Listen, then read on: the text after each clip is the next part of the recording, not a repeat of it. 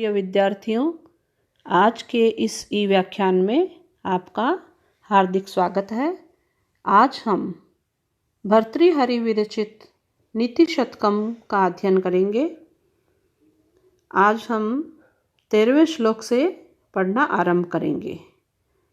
इस श्लोक में विद्या धन की महत्ता को कवि ने प्रतिपादित किया है। भर्तुर्याति न गोचरम किमपि शं पुष्णाति यत् सर्वदा अर्थिव्यय प्रतिपद्यमान मनीषं प्राप्नोति वृद्धिं पराम कल्पान्तेष्वपि प्रयाति निधनं विद्याख्यम् अंतर्धनं येषां तान् प्रतिमान मुज्झत नृपा कस्तै सह स्पर्धते।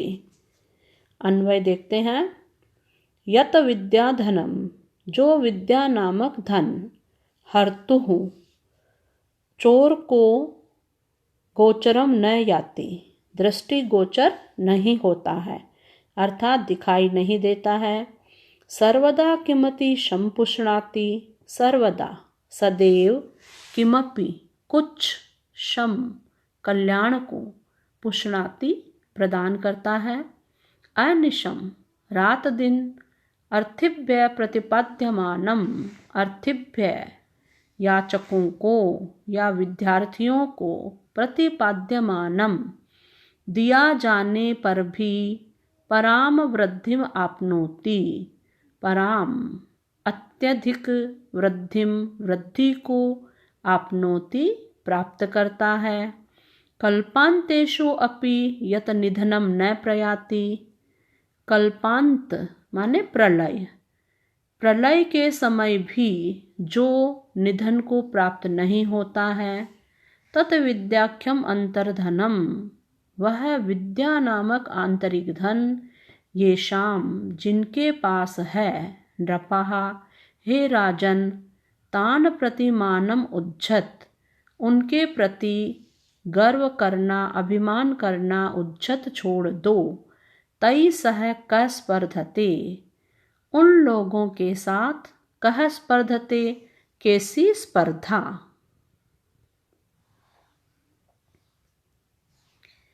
यहाँ इस पद्य में कवि ने भौतिक संपत्ति की तुलना में ज्ञान नामक संपत्ति, विद्या नामक संपत्ति की विशिष्टता को प्रतिपादित किया है। इसमें कई विशेषताएं हैं, जैसे सोना चांदी रुपए पैसे को चोर चुरा सकता है, इसे चोर छीन नहीं सकता। यह हमारे सुखों में वृद्धि करता है और ज्ञान प्रलय में नष्ट नहीं होता। विद्यार्थियों को जितना बांटा जाए उतना ही ज़्यादा यह बढ़ता है।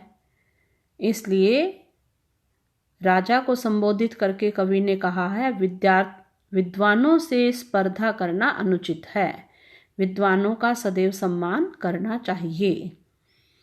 यहाँ व्याकरण देखते हैं। इस पद्य में शार्दुल विक्रीडित छंद प्रयुक्त हुआ है। साथ ही तै सह स्पर्धते, तै सह में सह के योग में यहाँ पर तै पद में तृतीया विभक्ति का प्रयोग हुआ है। हाँ, अगला श्लोक पढ़ते हैं। अम्भोजिनी वन विहार विलासमेव हंसस्य हन्ति नितराम कुपितो विधाता न त्वस्य दुग्ध जलभेद विधौ प्रसिद्धाम वैदग्ध्य कीर्तिम अपहर्तुमसौ समर्थः। अन्वय देखते हैं।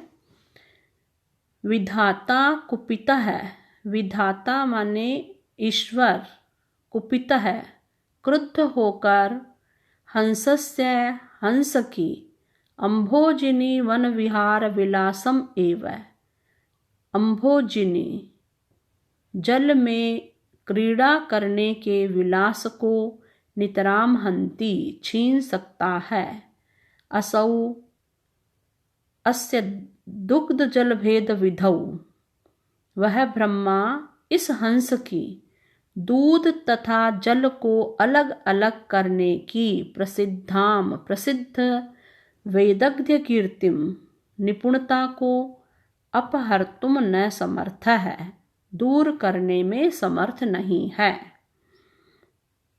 यहाँ पर बताया गया है कि कोई भी शासक, कोई भी राजा विद्वानों की विद्वत्ता को, उनकी ज्ञान को छीन नहीं सकता है।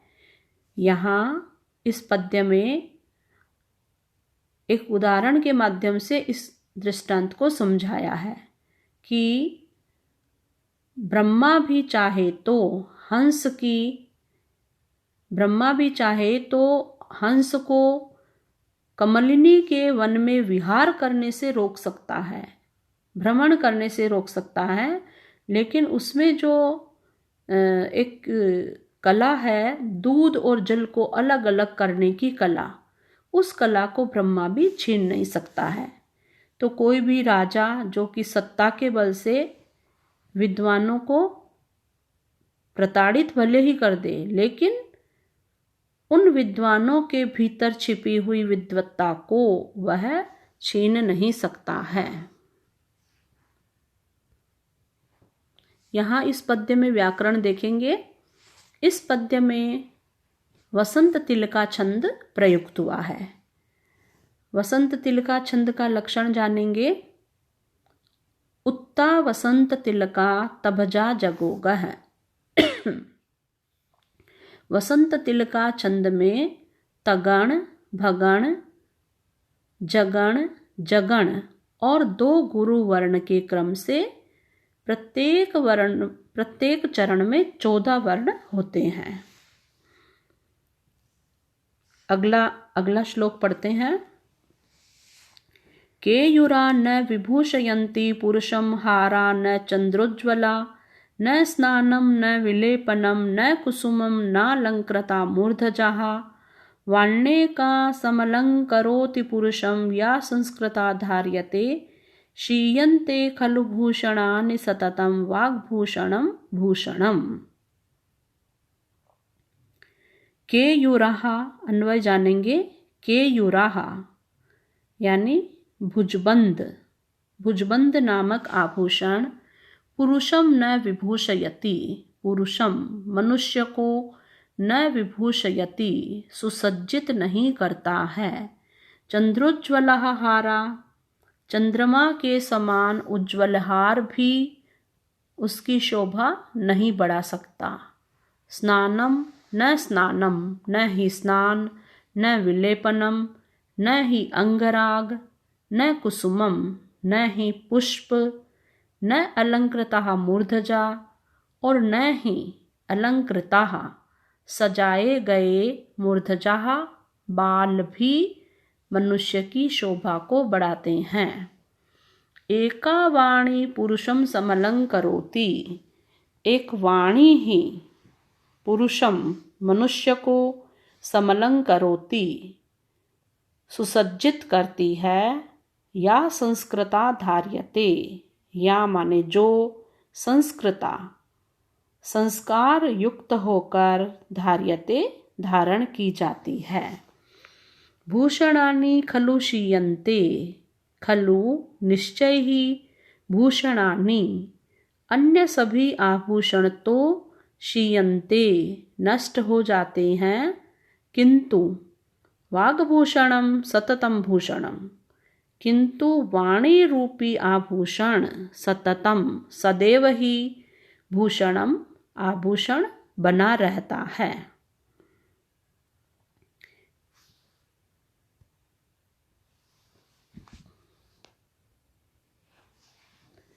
यहाँ पर कवि ने क्या बताया है कि मनुष्य अपनी शोभा को बढ़ाने के लिए कीमती आभूषण धारण करता है, कीमती वस्त्र पहनता है, लेकिन ये सब चीज़ें केवल मनुष्य की बाहरी शोभा को बढ़ाते हैं, उसके बाह्य व्यक्तित्व को सुंदर बना देते हैं, किंतु